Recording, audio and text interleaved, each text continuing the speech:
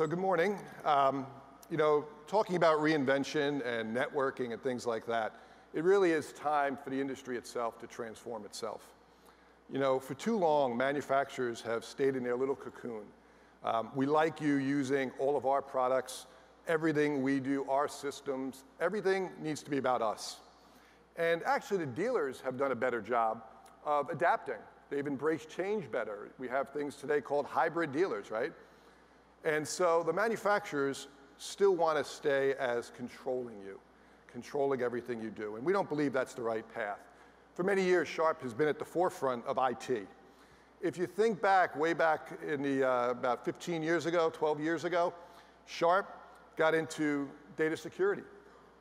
And at the time, every one of our competitors said, oh, Sharp's making that up. It's not an issue.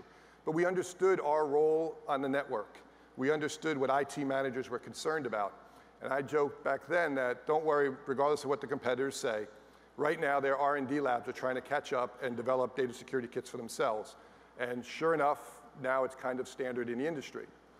And then we went into scan squared technology. We understood that if we were going to be in document workflow, we had to operate how IT professionals expect a scanner to operate, with duplex scanning.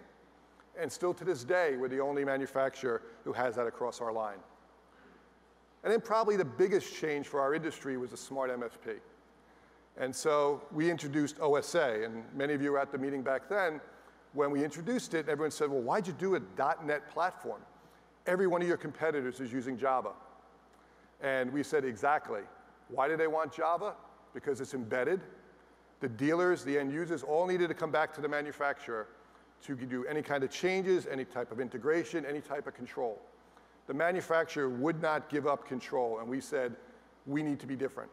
And so the IT industry expects seamless integration, and .NET enabled us to do that.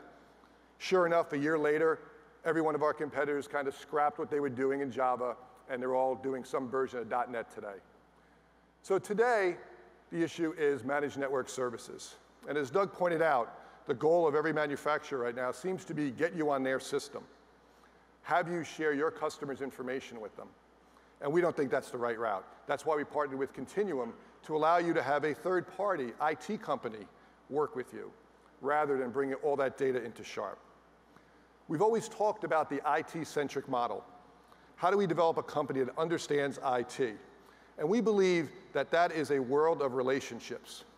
So if you go back to the early days of IT, we had these big clicky things called mainframes, right? So maybe half the audience knows what that picture is and the other half has no idea.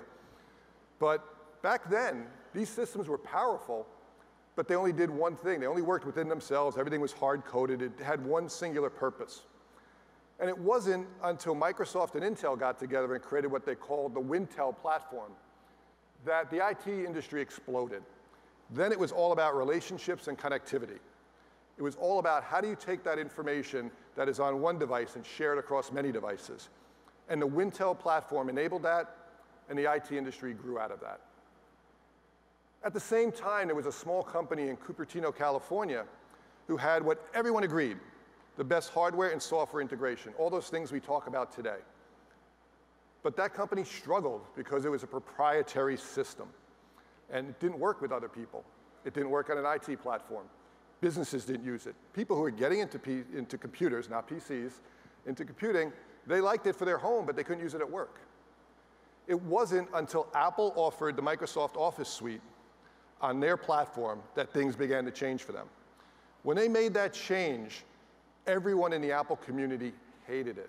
When they made that announcement, it actually was booed. They had a video of Bill Gates, and it got booed as they explained it.